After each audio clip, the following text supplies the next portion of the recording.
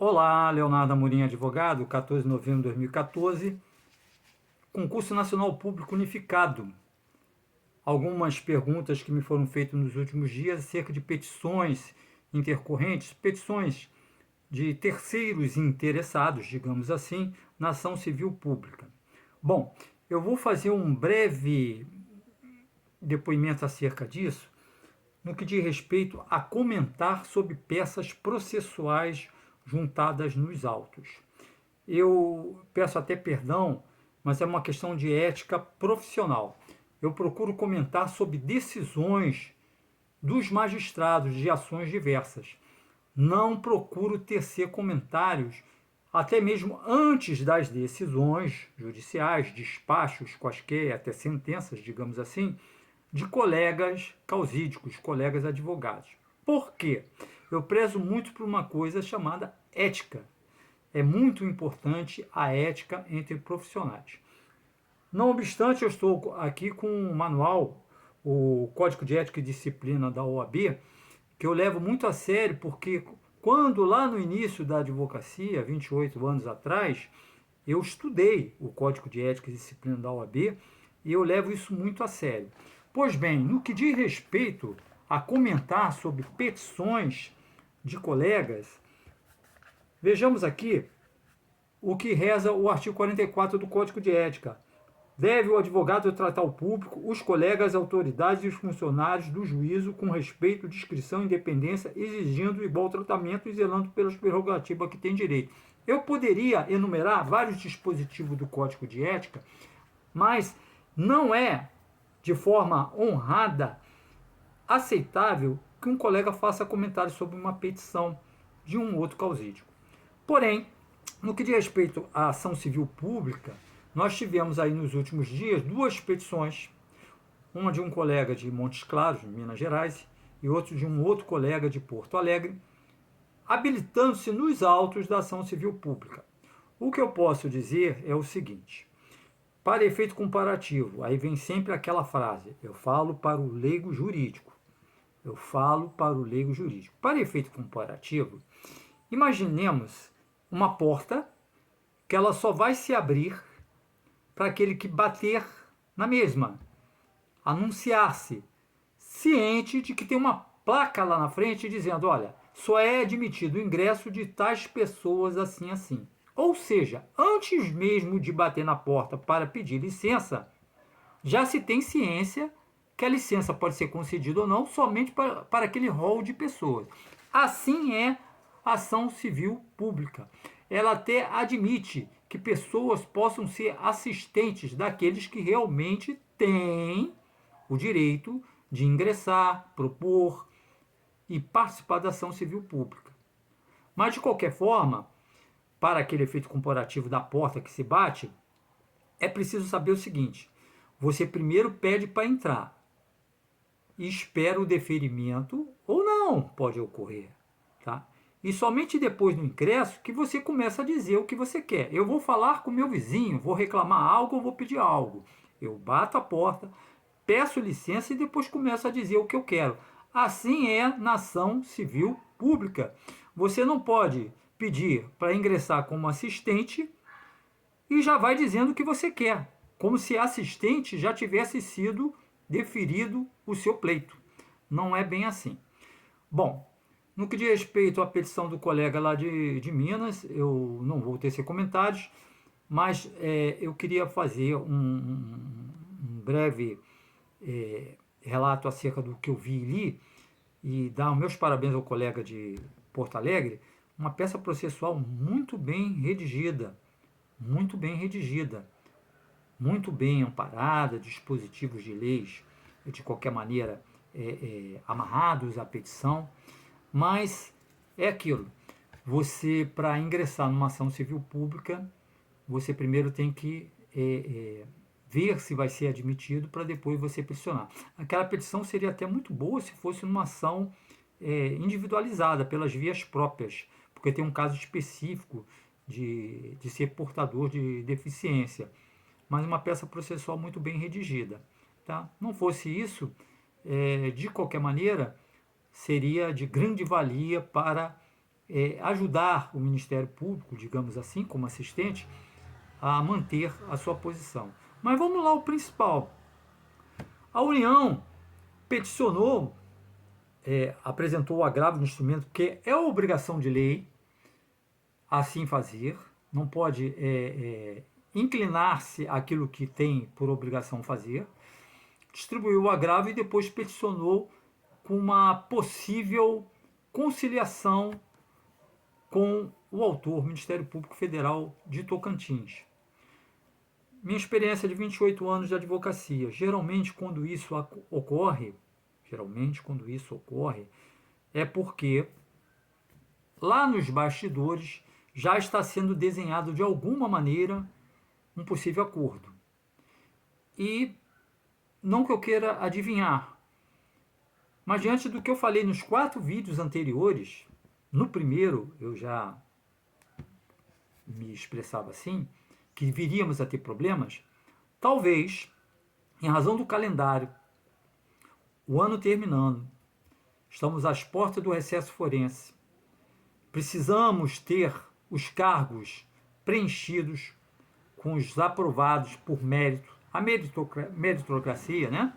Aqueles que realmente lograram êxito com o saber para galgar uma posição no funcionalismo público. Tudo isso está sendo comprometido e urge a necessidade de uma solução. Agora, eu queria dizer o seguinte, quando você propõe um acordo, que é salutar, isso é muito bacana, digamos assim, pergunto, por que, para que chegamos ao ponto que chegamos? Tal como eu disse nos 4 vídeos anteriores. Porque eu me lembro muito bem, quando ao término do concurso propriamente dito, do certame, a ministra do Ministério de Gestão, Inovação e Serviço Público, ela disse num primeiro momento que não seriam prejudicados aqueles que deixaram de fazer apenas um dos comandos previstos, conforme edital, constante da capa da prova, que era transcrever a frase e deixar de identificar o número do gabarito, o tipo do gabarito. Se alguém deixasse de fazer as 2 coisas, conforme o próprio Ministério Público na sua petição inicial colocou, porque assim está escrito, o E é adicional, ele é cumulativo, é concomitante, as 2 coisas deixarem de ser feitas ao mesmo tempo, tá? Seriam eliminados. Mas ela disse que quem deixou de fazer uma das 2 coisas, isso não ocorreria, né? Passado um dia, no dia seguinte, a ministra voltou atrás porque disse que foi consultar-se com o jurídico. Não sei se é do próprio Ministério ou advogados da União. E esse aconselhamento parece que fez com que essa mudança de ideia ocasionasse nessa situação. Haja vista que o Ministério Público também, na sua recomendação, enviou ofício tanto para a Sesganri como o Ministério da Gestão e Inovação, através do seu grupo técnico, alertando sobre os riscos de demandas, diversas judicializações em todo o território nacional, de norte a sul, nos diferentes rincões, diferentes tribunais, e sobre o papel da administração pública de esquivar-se, escusar-se de possíveis litígios, evitá-los. A orientação foi feita. O Ministério Público, cumprindo seu papel, USC, vide, os artigos 127 e 129 da Lei Magna, da Constituição da República Federativa do Brasil, proferiu essas recomendações via ofício, tanto para a banca, Sesganrico, como o Ministério de Gestão e Inovação, através do seu grupo técnico, e foi ignorado. Passado esse tempo, aberto, digamos assim, o inquérito civil, foi proposta a ação civil pública, que é o assunto, o tema de agora, como foi dos outros 4 vídeos, atendendo pedidos. Tá? E mesmo assim, a União manteve a sua postura de não querer, de maneira alguma, acordar. Ou seja, dizendo que o E significa ou. que o E, que é aditivo, significa ou, alternativo, no que diz respeito àquelas instruções da capa sobre a marcação do tipo de gabarito e sobre a transcrição da frase. Relembrando, certo? Porque esta que é a principal controvérsia. Existem outras. Esse concurso está cheio de problemas diversos, inclusive a questão de heteroidentificação, tá? Pessoas pardas que não estão sendo consideradas negras, qual o critério, etc. Mas não é o caso, o tema de agora, porque nós estamos falando, atendendo algumas solicitações, sobre a questão dos sem bolinhas ou sem frase, aqueles que deixaram de atender apenas um dos comandos. Então, voltando a essa questão do melhor aconselhar. Pergunto, lá atrás, antes mesmo do Ministério Público tomar a frente, expedir recomendações que a ministra procurou, o seu grupo jurídico, não sei qual, se do Ministério ou da própria União, da AGU, por que esse aconselhamento para evitar litígio não ocorreu? Tudo bem que agora será benéfico de alguma maneira, porque acaba com esse transtorno, acaba com as insônias de candidatos que estão por aí aguardando com ansiedade uma solução para esse imbróglio. Tá? Mas por quê? Vejam bem, eu falei sobre o Código de Ética e Disciplina da OAB, esse livrinho aqui que eu tenho há quase 30 anos, que eu levo muito a sério, sobre questão de não comentar sobre peças processuais de nenhum colega. Não, é falta de humanidade, é falta de alguma maneira de uma certa consideração com o colega. Mas eu, no tocante a isso também, eu observei que, de alguma maneira, também, o Código de Ética, ele reza o seguinte, olha, o advogado, quem são os advogados? Somos nós todos, profissionais de direito, tá? O procurador da AGU, tá? Os defensores públicos. Ó, o artigo 2º do Código de Ética e Disciplina da OAB prescreve o seguinte: o advogado é indispensável à administração da justiça, é defensor do Estado Democrático de Direito, da cidadania, da moralidade pública, da justiça e da paz social, subordinando a atividade do seu ministério privado à elevada função pública que exerce. Aí, dentre elas, vai lá no inciso 6º desse artigo 2º do Código de Ética e Disciplina da OAB. Estimular a conciliação entre os litigantes, prevenindo sempre que possível a instauração de litígio. Por que lá atrás, quando a ministra disse, eu me consultei com um grupo jurídico, por que essa prevenção de litígios, por que essa estimulação de conciliação não ocorreu? O inciso 7º do mesmo artigo 2º do Código de Ética e Disciplina da OAB prescreve o seguinte: aconselhar o cliente a não ingressar em aventura judicial. É dever do profissional de direito, do advogado, seja defensor público, seja procurador. Olha, não faz isso não, vamos evitar. O Ministério Público, depois dessa primeira consulta da ministra do Ministério de Gestão e Inovação, ele, nas suas recomendações, ele colocou isso, que era dever da administração pública, prevenir litígios, evitá-los. Foi colocado isso. Então veja quantas oportunidades foram dadas. Tudo bem que agora é salutar, tudo bem que agora é bom, é benéfico, vai acabar com esse transtorno, pessoas vão voltar a dormir. Pessoas que, na verdade, não têm nada de desmerecimento sobre o saber, sobre a questão de intelectualidade, que foram eliminadas de forma unilateral pela banca, tá? Que segue o aconselhamento do grupo técnico do Ministério de Gestão e Inovação. Pessoas essas que estão vivendo essa angústia vão voltar para o certame. Certo? Agora, vou abrir o parênteses para aquelas pessoas que ouvem e ficam zangadas. Não, você é a favor. Não, não sou a favor nem contra os simbolinhos. Eu sou a favor da boa interpretação. Porque quem interpretou foi o Ministério Público. Quem propôs a ação foi o Ministério Público. E seguiu passo a passo. Agiu na forma da lei. Ele primeiro orientou, ele expediu ofício. Ou seja, era o primeiro momento para reflexão, sendo que anterior a esse primeiro momento, teve a reflexão da ministra com o seu grupo técnico lá, quando ela pediu os aconselhamentos jurídicos. Tá, mas vamos falando de forma oficial. A recomendação do Ministério Público. Ignoraram, ninguém tomou nenhuma providência. A distribuição da ação propriamente dita. A União cumpriu o seu papel, tá? Entrou com a sua defesa. Tá? Mas foi preciso, de norte a sul do Brasil, várias demandas terem sido propostas de formas individualizadas pessoas que estão vivendo situações das mais diversas, para enfim chegarmos agora a essa possibilidade de acordo, que vai ser, repito, mais uma vez, salutar.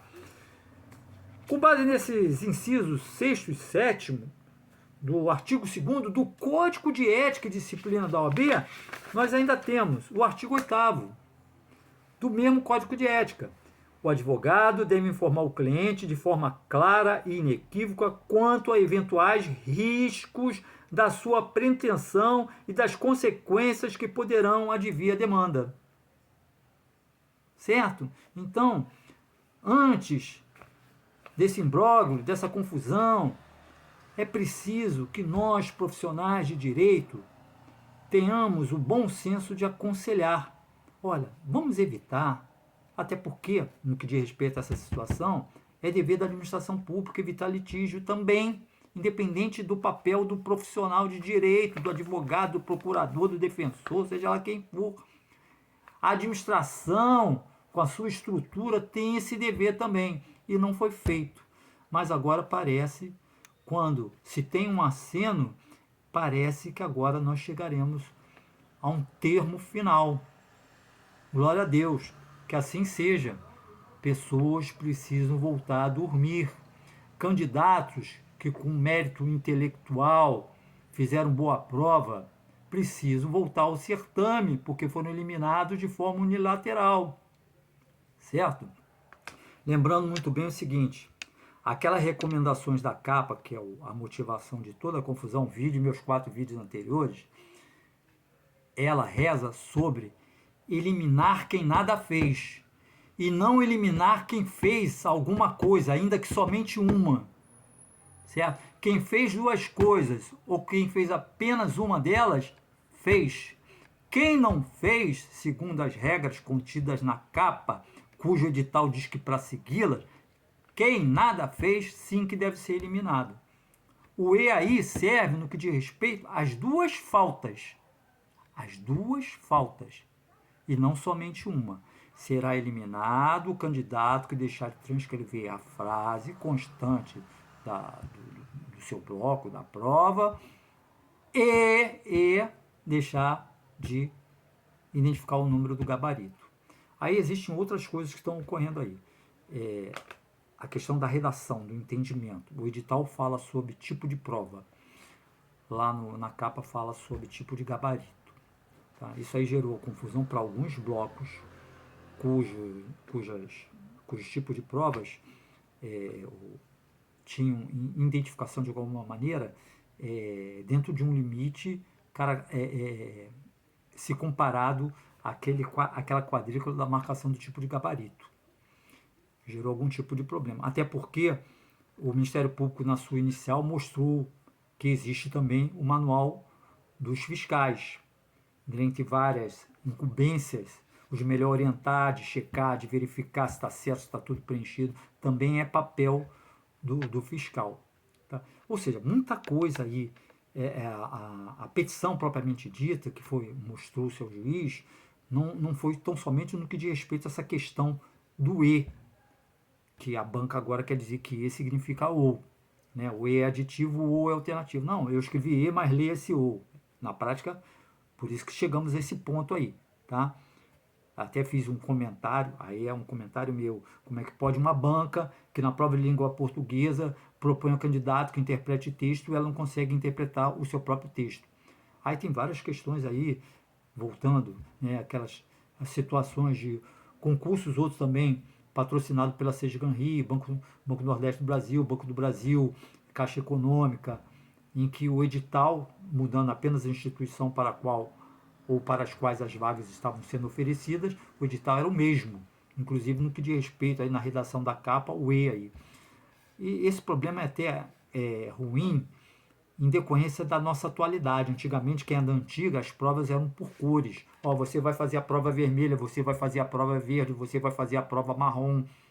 Aí essa questão da numeração agora gerou esse problema também no que diz respeito a isso aí. Tipo de prova, número tal. Tipo de gabarito, gerou esse problema também. Estou falando muito rápido, mas volto a dizer, não sou patrono da ação, não faço parte do Ministério Público, não sou advogado que participa do processo. Os meus comentários são acima de decisões. Tá? Então, as decisões do juiz, inclusive decisões e situações que estão ocorrendo com iminente possibilidade de acordo. Um acordo é a melhor coisa. Tá? Um litígio desse a perdurar, isso aí vai atrasar todo o cronograma. Vai piorar mais ainda. Eu falei lá atrás, no primeiro dos 4 vídeos anteriores, que nós teríamos problema daqui para frente. Mas parece que uma alma abençoada refletiu melhor e viu que realmente não tem como você mudar uma interpretação de uma regra. Tá? Regra é aquilo que tem que ser seguido. Tá? Eu exemplifiquei a tipo de clube, você tem um estatuto social, convenção, um condomínio, tá? Ou edital para um concurso. Mas todas as regras que servem para aquele ambiente, para aquele universo, elas têm que seguir, que são leis para aqueles ambientes, elas têm que seguir as leis propriamente ditas. E essas leis têm que atender também à lei maior, que é a Constituição da República Federativa do Brasil. Eu tento falar de uma maneira clara para o leigo jurídico, porque nós somos profissionais de direito, nós, quando fazemos a leitura de uma peça processual, nós conseguimos entender. Quando nós temos dúvida acerca de um dispositivo, nós vamos lá no código, no diploma necessário. Por que ele amarrou esse artigo aqui? Ah, tá, porque esse artigo dá amparo àquilo que ele está afirmando. Está entendendo? É assim que funciona. Mas nós temos que traduzir, porque nem todo mundo que está participando do certame, do Concurso Nacional Público Unificado, é profissional de direito, e nem ao menos estudante de direito. Então a gente procura ajudar nesse sentido. Então, a decisão do juiz deferiu o aceno da união pública a um possível acordo, uma conciliação muito legal, tá? E a minha experiência, quase 30 anos de advocacia, quando isso ocorre, é porque nos bastidores já está sendo desenhado, já está sendo costurado esse acordo propriamente dito. Assim seja, melhor para todo mundo, acaba com essa situação. Tá legal? Era o que eu tinha para dizer, tá? Não mergulhei nas perguntas que me foram feitas sobre petições que foram protocolizadas ou protocoladas, como queiro, por 2 colegas, salvo aquele de Porto Alegre, no que diz respeito ao teor, à redação. Queria dar meus parabéns, muito bem redigido, bacana. Mas é aquela questão de porta, em qual porta bateu? Bateu uma porta certa ou não? Pelas vias próprias, seria mais adequado. Mas, de qualquer maneira, tenha fé, o seu pleito poderá ser atendido até pela questão da ação pública propriamente dito, mas o ideal seria uma distribuição de cunho particular pelas vias próprias. Tá? Comentário de forma elogiosa eu faço. Comentário de cunho de reprovação ou de visão diferente daquilo que eu estou lendo, eu não acho legal, eu acho antiético. Eu prezo muito pela ética. Por isso que eu comecei falando sobre o Código de Ética e Disciplina, sobre o dever de todos os advogados orientarem e prevenir litígios.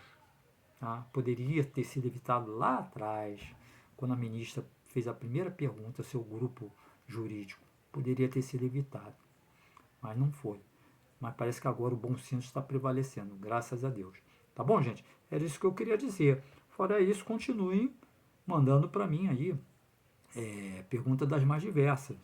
Área de família, direito do consumidor, como sempre procurei responder, mas é porque o momento atual, as perguntas que estão vindo mais de respeito a esse concurso nacional público. Tá bom, gente? Um abraço bem grande aí. Estou no Instagram, estou também no LinkedIn, Leonardo Amorim, tá? É só procurar e eu respondo. Um abraço forte, tudo de bom, boa sorte para todos. Para quem tiver de ter essa sorte, volto a dizer, não sou a favor, nem contra os sem bolinhas, sem frase, tá? Não se trata disso. Eu comento decisões, comento despachos, tá? E dou informação sobre o processo, desde que a lei me faculte a transmitir aquilo que eu estou vendo e que não seja segredo de justiça. Ética profissional acima de tudo, certo? Findando, mais uma vez, repito, parece que teremos uma solução salutar para a ação civil pública e este imbróglio vai terminar. Assim seja. Um abraço forte, tudo de bom. Um abraço.